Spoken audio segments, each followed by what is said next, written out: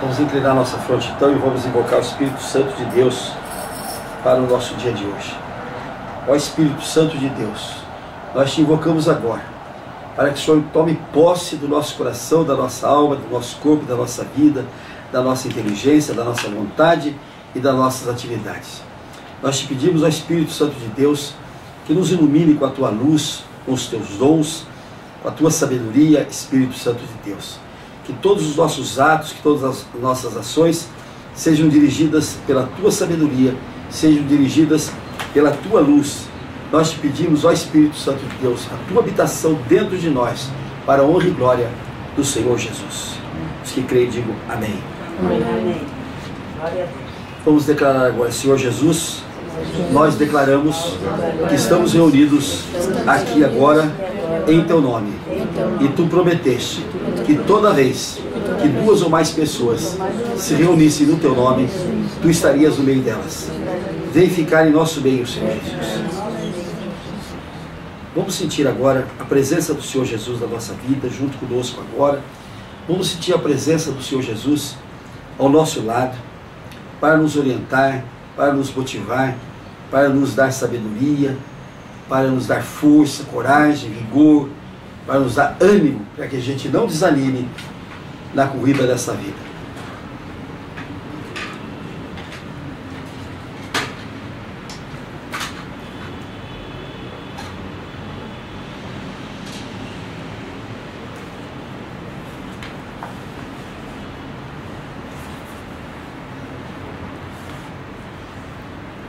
Digam todos comigo, nós te adoramos, Senhor Jesus. Aqui e agora, para sempre. Amém. Amém.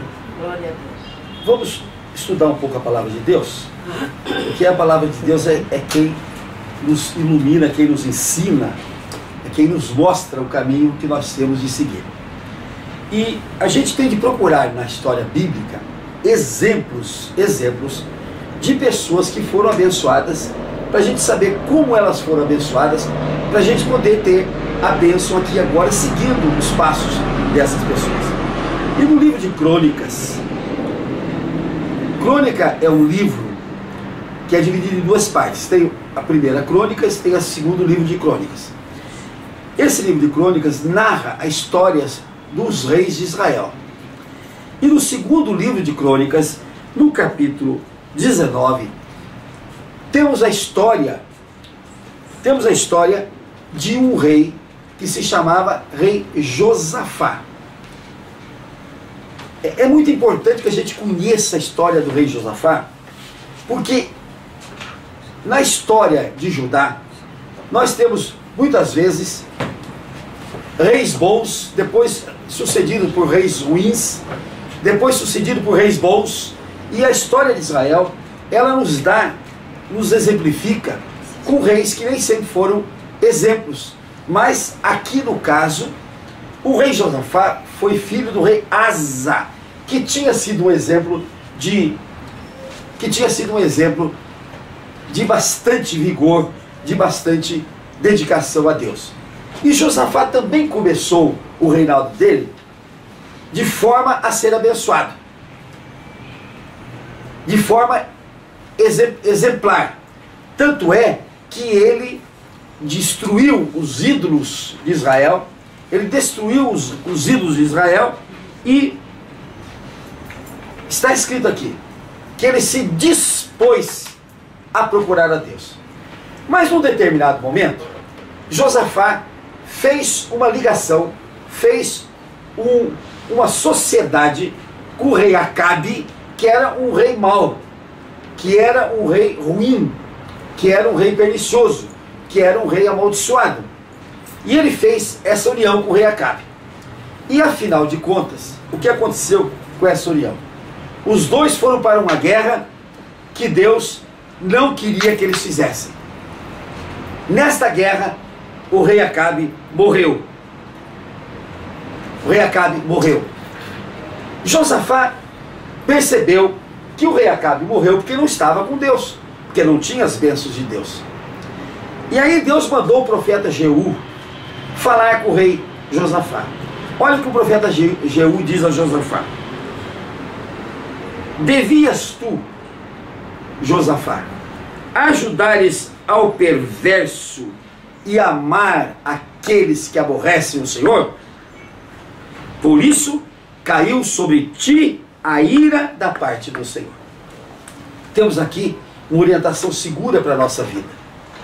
Orientação segura para a nossa vida. Será que nós devemos nos unir a pessoas que aborrecem o Senhor? Será que nós devemos ter condescendência com as pessoas que pecam e permanecem no erro, e permanecem no erro, e permanecem no erro, sem respeito a Deus? Será que nós devemos ajudar aqueles que são perversos?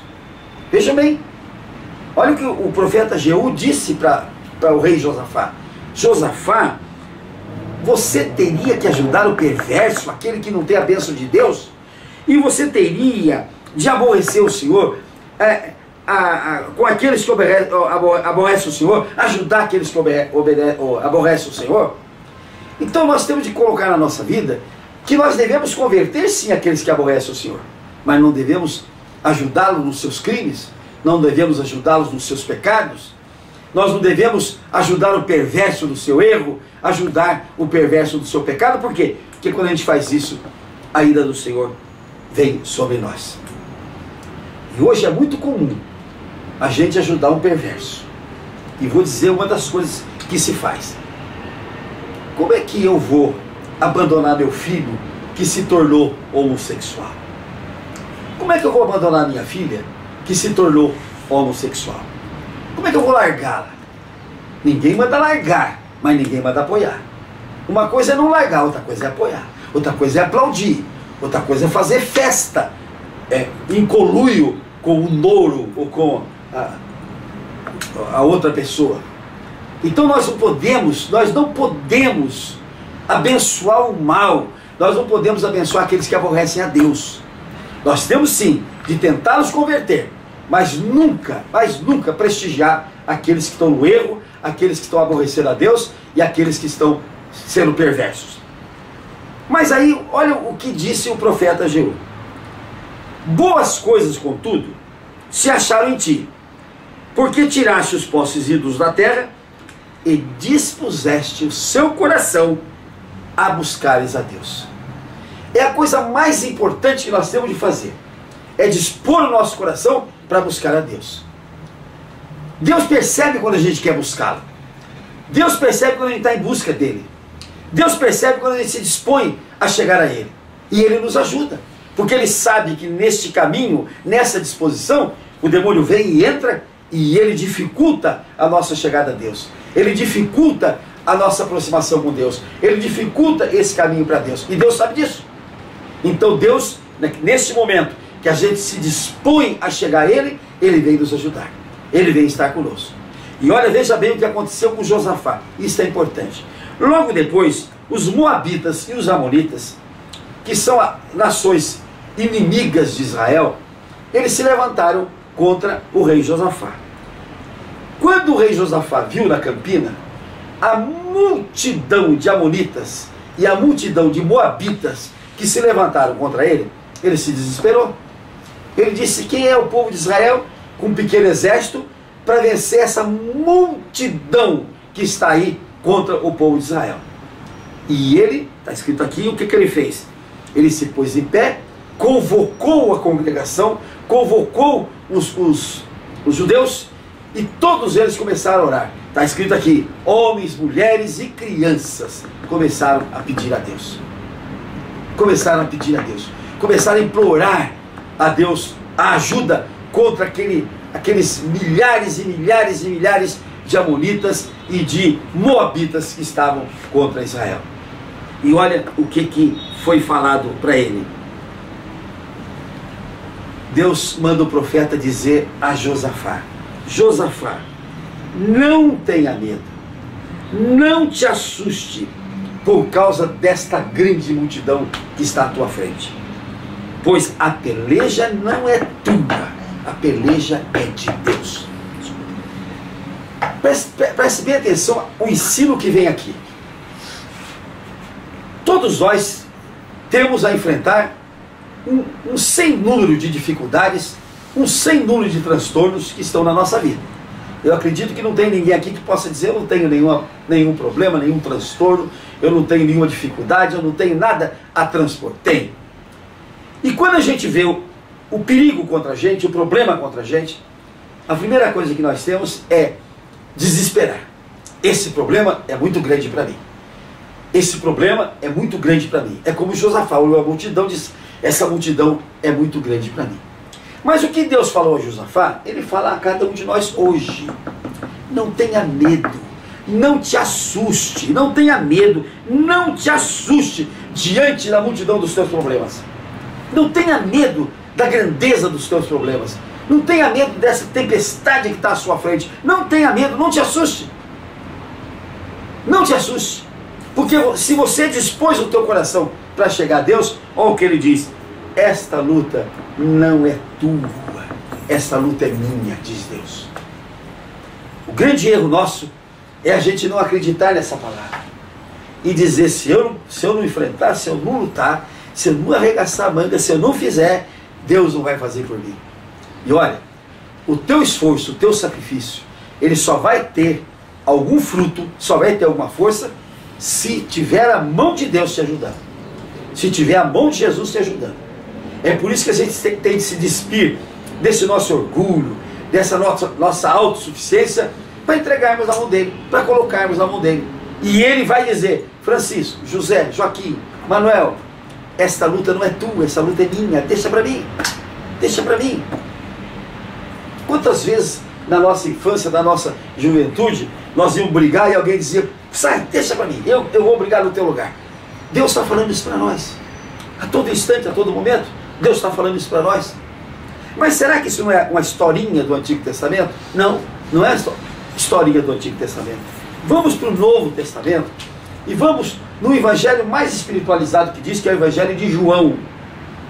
No capítulo 10, João narra como Jesus se declara o bom pastor.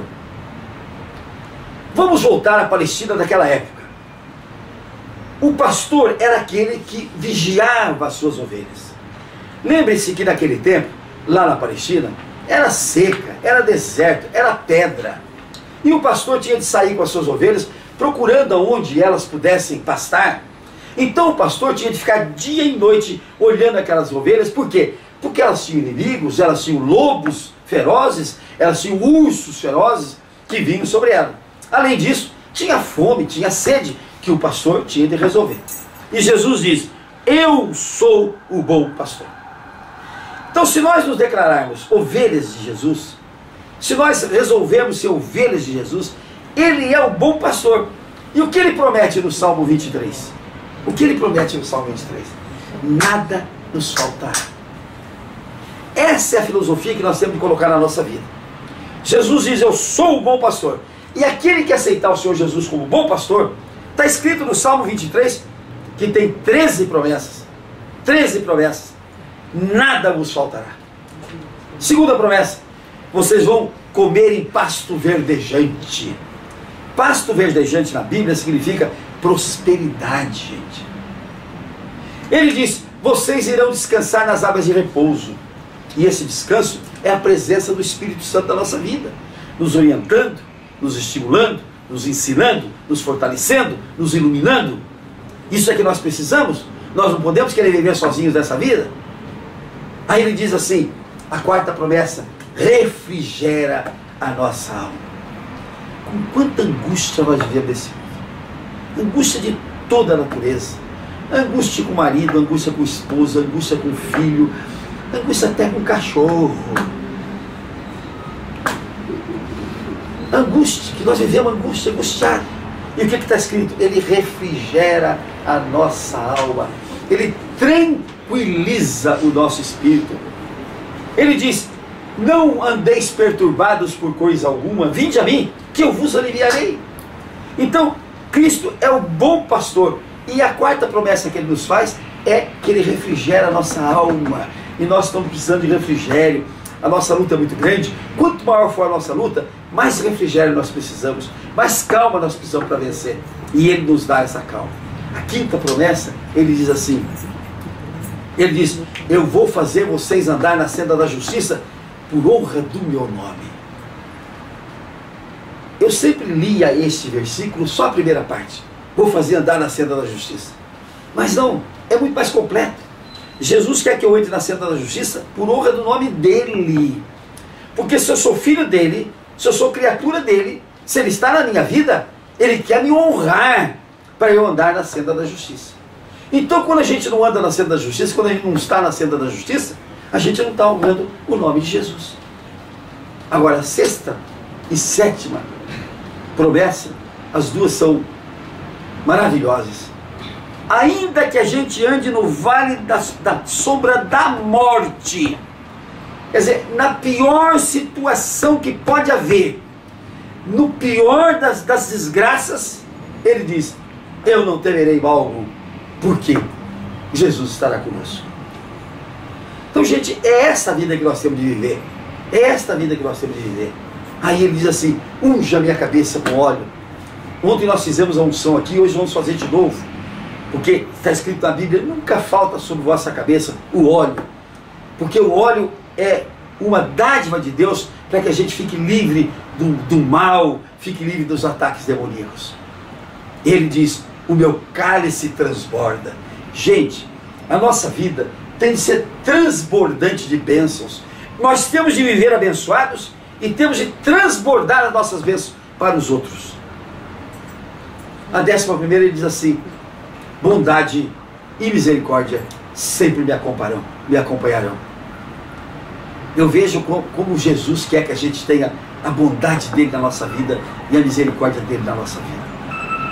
Depois, a 12ª, ele diz assim: prepara-me uma ceia diante dos meus adversários. Quer dizer, os meus adversários não vão tripudiar sobre mim, eles vão me ver um banquete de Jesus que eu vou fazer na frente deles. E a minha salvação, a 13ª, está garantida. Quando Jesus diz que ele é o bom pastor, nós temos de aceitá-lo como bom pastor e tomar posse das 13 promessas do Salmo 23. Aí ele diz assim, que o bom pastor é a porta das ovelhas.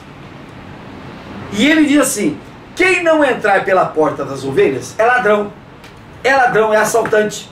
E ele diz: eu sou a porta, no versículo 9. Eu sou a porta das ovelhas. Então nós temos de admitir que nós estamos, sob a proteção do Salmo 23, estamos dentro do rebanho de Jesus. E dentro desse rebanho nós estamos resguardados, porque ele está na frente vigiando. E quem não entrar por Jesus é ladrão, é assaltante. Então Jesus é a porta pela qual nós devemos entrar para fazer parte do rebanho dele. Ninguém vai conseguir entrar no rebanho de Cristo se não for através dele. Mas isso não é só porque ele diz. Ele diz no capítulo 14 de João ainda, ele diz assim: eu sou o caminho, a verdade e a vida. Ninguém vem ao Pai senão por mim. O que a gente vê na nossa vida aí? Todo mundo diz: não, eu creio em Deus, eu creio em Deus, eu estou com Deus, eu invoco Deus, eu estou com Deus. Mas ninguém vai chegar a Deus se não for através de Jesus. Ninguém vai chegar ao Pai se não for através de Jesus. É o que ele diz aqui: ninguém vem ao Pai senão por mim. Não adianta nada você orar a Deus, porque Deus diz assim: conversa com meu filho primeiro. Conversa com ele primeiro. Jesus é a porta. Jesus é o caminho, a verdade e a vida. Jesus é o delegado de Deus aqui na terra.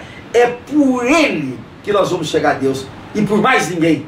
Ninguém vai nos levar a Deus.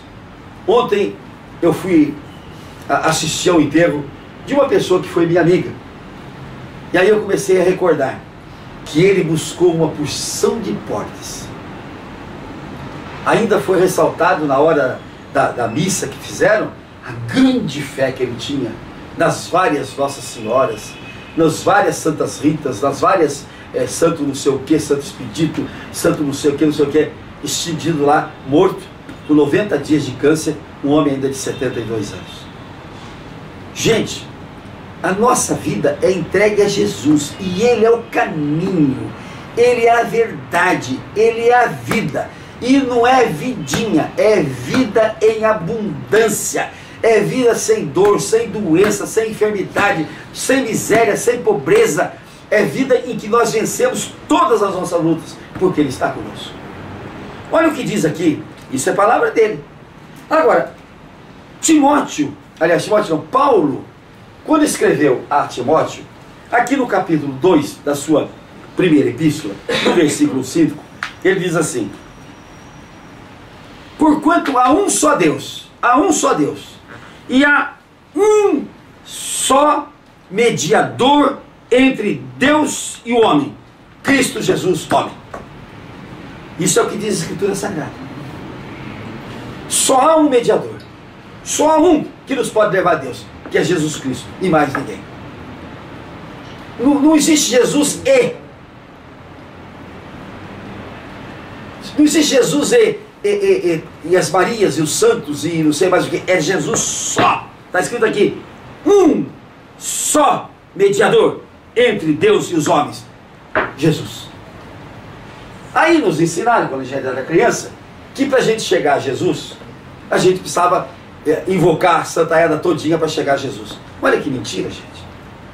Olha o que está escrito aqui no Apocalipse: eis que estou à tua porta e bato. Nunca vocês esqueçam disso.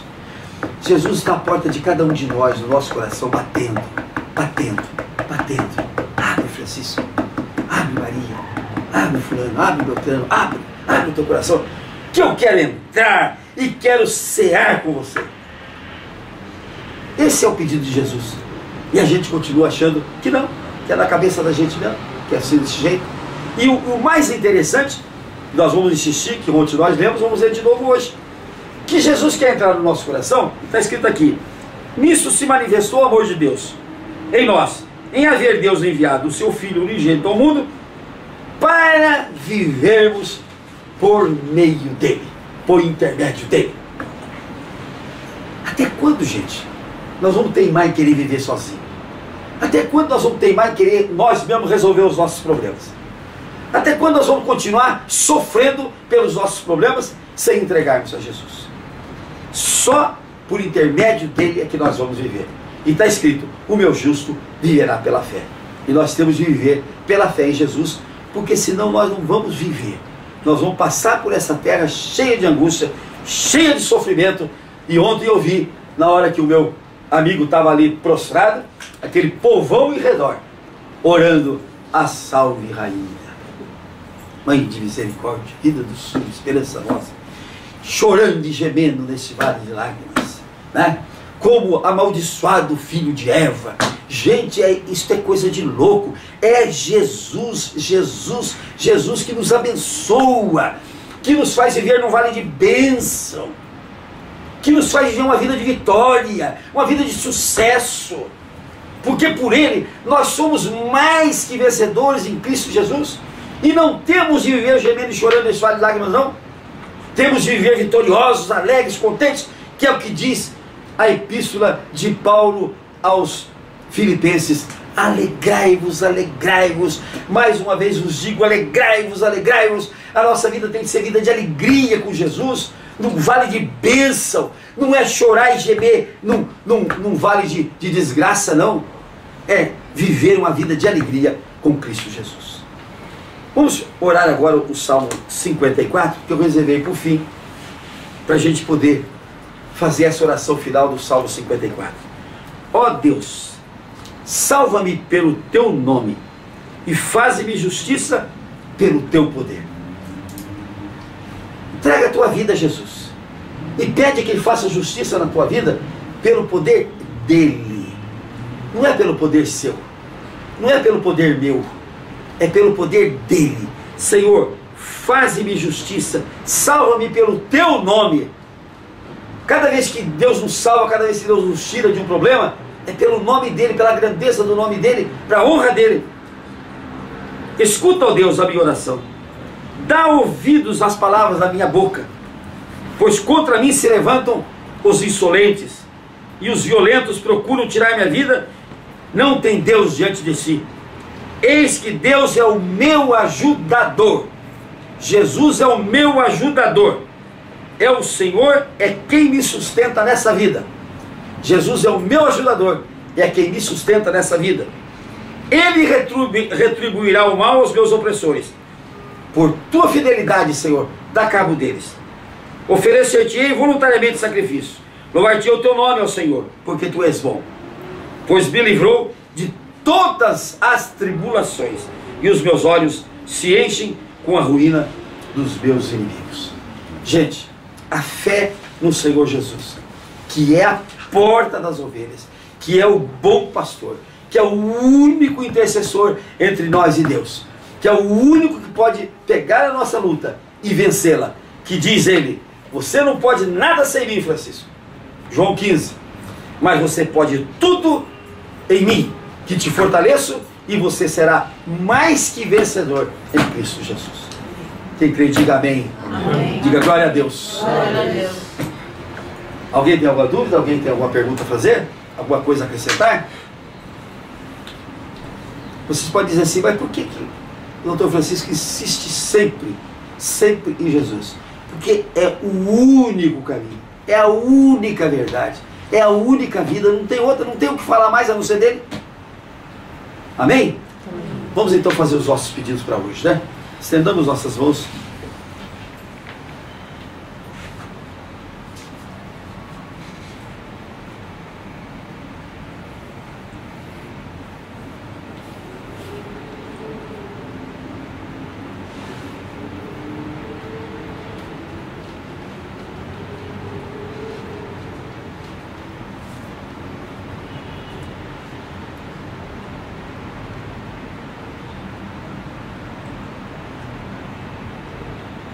Digo todos comigo: Senhor Jesus, nós declaramos que concordamos com todos os pedidos que foram feitos agora, se forem para a tua honra e glória, e se forem para o bem das pessoas que pediram. Nós te agradecemos, Senhor Jesus. Vamos orar agora ao Pai Nosso. Pai nosso que estais no céu, santificado seja o teu nome. Venha a nós o teu reino. Seja feita a tua vontade, assim na terra como no céu. O pão nosso de cada dia nos dai hoje, e perdoa, Senhor, as nossas dívidas, assim como nós perdoamos aos nossos devedores. E não nos deixes cair em tentação, Senhor, porque teu só teu é o poder, o reino, a honra e a glória para todos sempre. Amém. Vamos aplaudir o Senhor. Como a Bíblia diz que nunca falte óleo sobre a sua cabeça, aqueles que quiserem obedecer a Bíblia podem pegar aqui o óleo e se ungirem, né? Basta colocar um pouco do óleo na testa e dizer: a vitória é minha hoje, Senhor. Só isso. E vamos para a luta. A vitória do que? A vitória não é luta, nós vamos para a vitória. A vitória. Vamos para a vitória. É, e vamos para a vitória. Amém? Ó, foi bem lembrado. Vamos para a vitória.